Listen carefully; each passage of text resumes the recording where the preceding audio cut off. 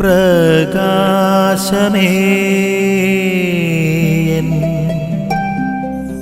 മിഴി തുറക്കുക വേഗം. ഇന്നത്തെ വചനഭാഗത്തില് യേശു നമ്മളെ ഒരു പുതിയ കൽപ്പനയിലേക്കല്ല, മറിച്ചൊരു പുതിയ ജീവിത ശൈലിയിലേക്കാണ് ക്ഷണിക്കുന്നത്. ആ ജീവിതശൈലി എന്ന് പറയുന്നത് സ്നേഹത്തിൽ അടിസ്ഥാനമിടുന്ന ഒരു ജീവിതശൈലിയാണ്.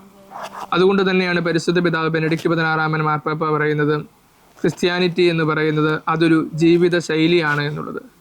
ആ ജീവിത ശൈലിയുടെ അടിസ്ഥാനം അത് എപ്പോഴും നിസ്വാർത്ഥമായിട്ടുള്ള സ്നേഹമാണ്. അതുകൊണ്ടാണ് യേശു ഇന്നത്തെ വചനഭാഗത്തിൽ പറയുന്നത്, ഞാൻ നിങ്ങളെ സ്നേഹിതന്മാരെന്ന് വിളിച്ചു. നമുക്ക് പരസ്പരം സ്നേഹമുണ്ട് എങ്കിൽ, നമ്മളെല്ലാവരെയും സ്നേഹിതന്മാരായി കണ്ട് ഉൾക്കൊള്ളുകയാണ് എങ്കിൽ, നമ്മളുടെ സമൂഹത്തിലെ പ്രശ്നങ്ങൾ ഒരു പരിധിവരെ പരിഹരിക്കുവാനാകുമെന്ന് ഇന്നത്തെ വചനം നമ്മളെ പഠിപ്പിക്കുന്നുണ്ട്.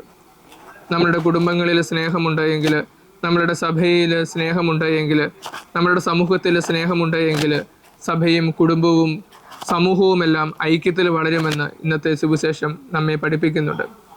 യേശു നമ്മളോട് ചോദിക്കുക, നീ എത്രമാത്രം പ്രവർത്തിച്ചു എന്നതിലുപരി നീ എത്രമാത്രം എന്നെ സ്നേഹിച്ചു എന്നുള്ളതാണ്.